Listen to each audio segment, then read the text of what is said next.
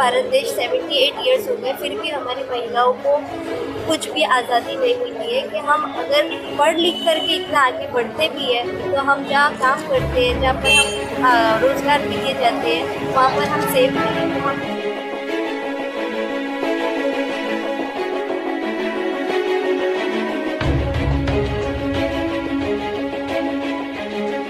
बाहर निकलने के बाद एक निर्भया जैसी हो गई, या अभी हमारी जो डॉक्टर मैडम है वो इतनी निडर होने के बावजूद भी उसने उसका कर्तव्य पूरा निभा रही थी, फिर भी लोगों ने उसको टारगेट किया है। और उसके बारे में इतना गंदी सोच रखने वाला वो निर्दयी पुरुष को तो मैं ये कहना चाहूंगी कि वो आदमी को हमारे लेडीज लोगों के हवाले कर दिया जाए।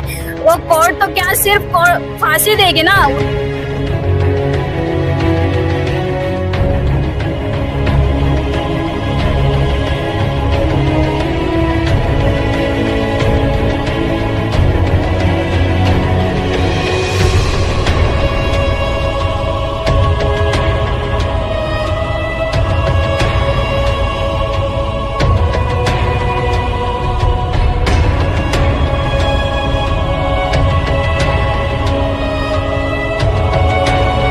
और आज फिर डबल से पूरे भारत देश में शर्म से हमारी गर्दन नीचे हो जाएगी, ऐसी कलकत्ता में एक वापिस से हरकत हुई। इतना ही नहीं तो पूरे भिवंडी शहर में, महाराष्ट्र में और देश भर में इसके आंकड़े दिन ब दिन बढ़ते जा रहे हैं। मोदी सरकार आने के टाइम पर उन्होंने कहा था कि हम इस तरीके से केस को रोकने के लिए कड़े कानून लाएंगे। 10 साल हो गए, 11वां साल में मोदी सरकार आई है, मगर इसके ऊपर अभी तक कोई एक्शन लिया नहीं गया।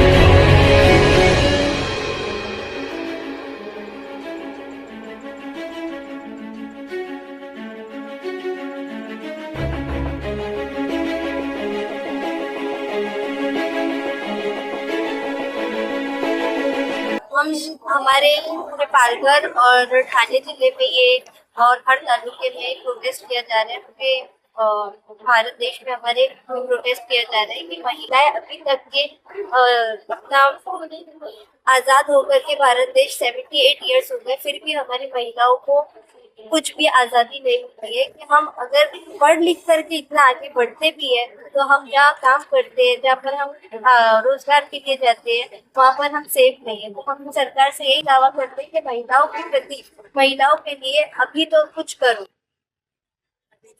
अभी नहीं तो फिर कभी नहीं।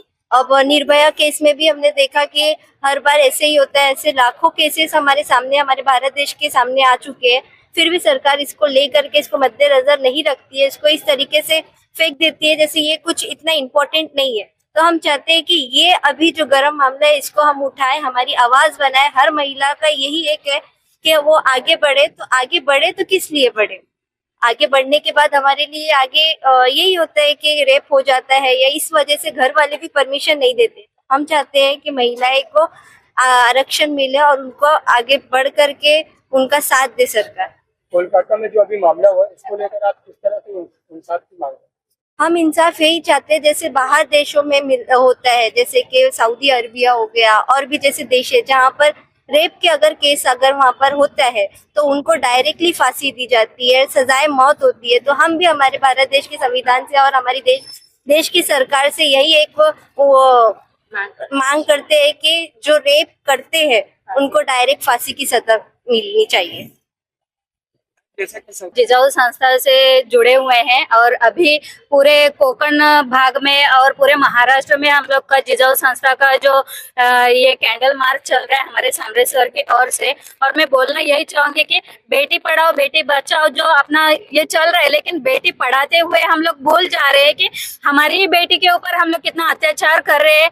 और बाहर निकलने के बाद एक निर्भया जैसी हो गई, या अभी हमारी जो डॉक्टर मैडम है वो इतनी निडर होने के बावजूद भी उसने उसका कर्तव्य पूरा निभा रही थी, फिर भी लोगों ने उसको टारगेट किया है। और उसके बारे में इतना गंदी सोच रखने वाला वो निर्दयी पुरुष को तो मैं ये कहना चाहूंगी कि वो आदमी को हमारे लेडीज लोगों के हवाले कर दिया जाए।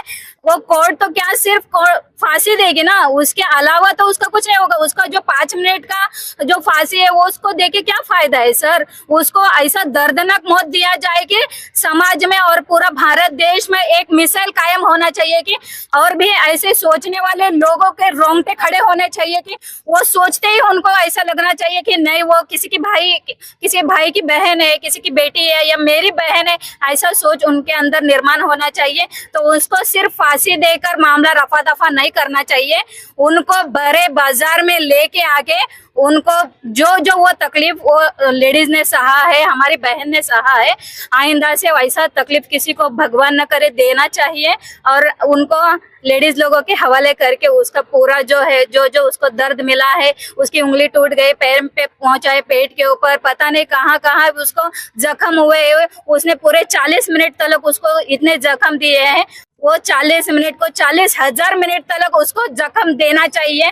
ऐसे मैं अपील करती हूँ सर, मेरी सरकार से यही गुजारिश है कि सिर्फ मौत देने से क्या हमारे औरतों का क्या होने वाला है? ऐसे तो घटना घटते ही रही है, अभी भिवंडी में ही कितने सारे घटना घटते। तो सिर्फ ये कैंडल मार्च निकालने से कुछ नहीं होता है और सिर्फ बोलने से और करने से कुछ नहीं होता है। वो इसे लोगों को सरेआम बाजार में लेके आकर पूरा समाज उसका जो करेंगे तो वही सही रहेगा सर। मैं बस इतना ही बोलना चाहती हूँ।